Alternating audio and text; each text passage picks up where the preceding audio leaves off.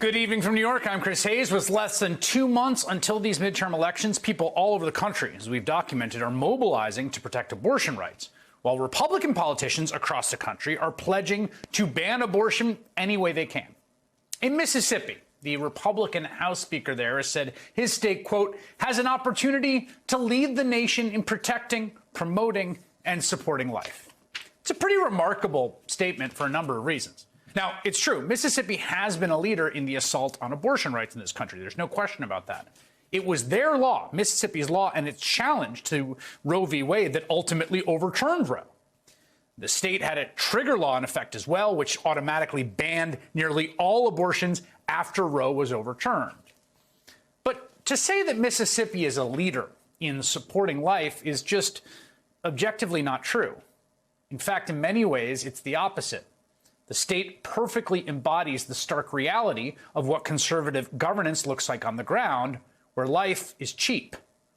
This is a state that has one of the most, if not the most, potent legacies of racism in the history of this nation. In 1860, right before the start of the Civil War, there were more than 430,000 slaves in Mississippi, comprising 55% of the state's population. And even after the war, the state's government, under Jim Crow, was essentially a white, authoritarian, single-party state. Arguably the most brutal in the entire South, which is saying something. And today, at the state and federal level, the state government is dominated exclusively by white Republicans, with the party holding massive majorities in both the state House and the Senate, the governorship. Both the state senators, Roger Wicker, Cindy Hyde-Smith, are conservative Republicans. The state has consistently elected Republican governors for nearly 2 decades, most recently the current Republican Tate Reeves. Under unified Republican control, there is just no earthly way Mississippi can plausibly be described as, quote, promoting and supporting life. The state has the highest COVID death rate per capita in the country. And in turn, it has the lowest life expectancy in the country at just about 72 years. Mississippi also has the highest infant mortality rate in the entire country. Mississippi has the most gun deaths per capita of any state in the entire country. Mississippi is also the poorest state in the nation. And to be perfectly clear here, none of this is an indictment of the great people who live in that state. Rather, the abject negligence of the Republicans who have been running it for so long. Case in point, much of Jackson, Mississippi, the state's capital, does not currently have drinkable water. You may have seen this story. Jackson residents have been told they have to boil their water. This is in the United States of America in the year 2022. They have to boil their water before it is potable since July. The problem was exacerbated last month when heavy flooding caused a water treatment plant to fail. And due to widespread issues with the water pressure, meaning the water wasn't just not drinkable, you couldn't actually get it up through the pipes, the state was forced to install fancy porta potties at the state capitol building in Jackson so members of the legislature, dominated by Republicans, could use the bathroom there. Thankfully, water pressure has been restored, but the city still lacks clean water, with residents being told to shower with their mouths closed. That's not due to some kind of unforeseen natural disaster. No, rather systematic negligence of a problem that officials, particularly federal officials, warned about years ago. You see, back in 2020, the Environmental Protection Agency warned that the Jackson water system, quote, presented, listen to this, an imminent and substantial endangerment to the health of persons served by the system. While Jackson residents and local leaders, many of whom are Democrats, have been sounding the alarm of this threat for years, Republicans at the state level have not made the capital, whose population is about 83% black, much of a priority. Get this. Last year, the city of Jackson asked the state for $47 million to shore up its water and sewage systems. The Republican legislature approved just $3 million. Meanwhile, the state of Mississippi received billions in federal funding from the American Rescue Plan, signed by Joe Biden, passed on a party line vote by Democrats, opposed, of course, by both of its Republican senators. It's about $6 billion came to the state. About $450 million was set aside by the legislature for water infrastructure. But the legislature demanded that cities match the funds, which Jackson couldn't afford to do. Democratic Congressman Benny Thompson, Mississippi, who represents part of Jackson, is the state's only Democrat in Congress, lays the blame firmly with Republicans. What we have is a reluctant office of governor who's decided that for whatever reason, Jackson would be treated differently. That's unfortunate. That was not the intent of the legislation. Why do you think Jackson is being treated differently? Well, every other elected government around Jackson is Republican. Jackson is the only Democratic city that's surrounded by Republican elected suburban officials. They have been taken care of. The majority of the money that we've sent from Washington at this point have gone to the suburbs, and the inner city, the capital city, is being left out.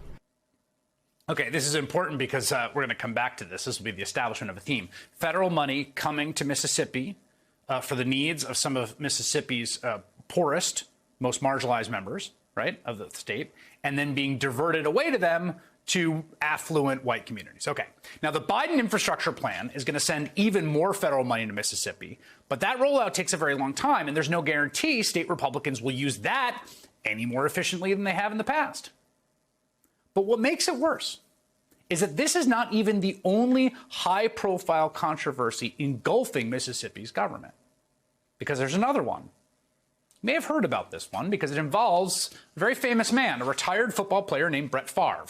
Born and raised in Mississippi, played football at Southern Miss, then became a star quarterback, spent nearly 2 decades in the NFL, including 15 years on the Green Bay Packers, won a Super Bowl, voted MVP 3 times. He's an enormous deal. I mean, you probably know this watching, but if you don't watch football, trust me. His time in the NFL made him extremely wealthy. Think about it. 14, 15 years in the NFL, including $140 million contracts, money just from his contracts alone. That doesn't count untold millions more in sponsorship deals, of which he had many. Favre's also an outspoken conservative, an ally of former President Donald Trump. There they are on the golf course together. Thumbs up.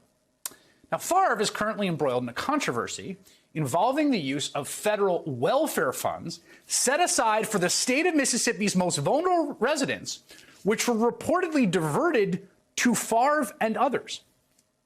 Because you see, Mississippi, not unlike what happened with the water money, does this very Republican thing, where flexible welfare funds that come from the federal government are funneled to nonprofit organizations because the private sector can figure it out, communities can figure out where the money is most needed, right?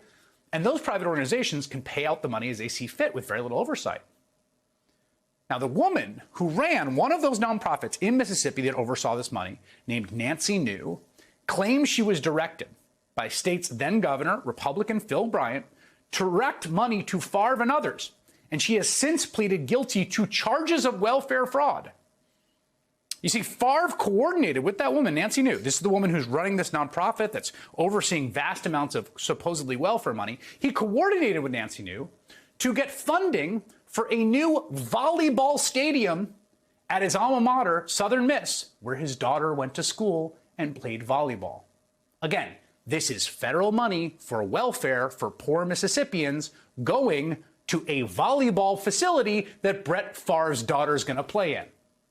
Favre also met with then-Governor Phil Bryant, who then reportedly texted New, quote, "Just left Brett Favre. Can we help him with his project? We should meet soon to see how I can make sure we keep your projects on course." Again, he's talking to the woman who oversees welfare money from the federal government. Now, Phil Bryant denies any involvement in the plan to use welfare funds to construct the, I have to say, very nice volleyball facility. He's not responded to our request to comment on this story, although we'd love to hear from him. The woman who ran the nonprofit, Nancy New, reportedly coughed up $4 million in misused welfare money. And when that was not enough, she then allegedly paid Favre, Brett Favre, millionaire Brett Favre, an additional $1.1 million personally to him, supposedly for radio ads, paid for out of a fund for welfare recipients. Favre has since been asked by the state to repay that money with interest. He repaid the money, but not the interest. Now, we should note, Brett Favre has not been charged with the crime, though our own reporting indicates the FBI is looking into the case. His lawyer insists he was, quote, totally honorable in everything. Favre had no idea that the money was coming from a program for, again, needy families in Mississippi, the poorest state in the union. But one text exchange does appear to highlight that Favre may have had some concerns about what was going on. Here it is, texting, quote, if you were to pay me, is there any way the media can find out where it came from and how much, question mark? Well, since we're telling you this story on national television, it turns out the answer is yes. There is a way for the media to find out. I mean, even by the standards of a state that I think is very poorly governed by the ruling Republican Party, this is an almost cartoonish scandal, if we're not so devastating. A multimillionaire football star, a guy who doesn't lack for money, who could, I don't know, give his daughter's school a check.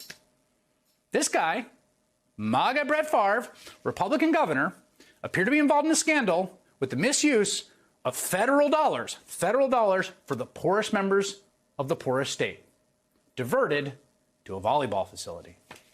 Even as then Governor Phil Bryant, of course, preached the gospel of so-called fiscal responsibility when he was in office. I wanted to give Mississippians that had not gained success, had not lived the American dream, I wanted to give them hope that they could do that, to break that generational cycle of poverty and the dependency that government actually led them into.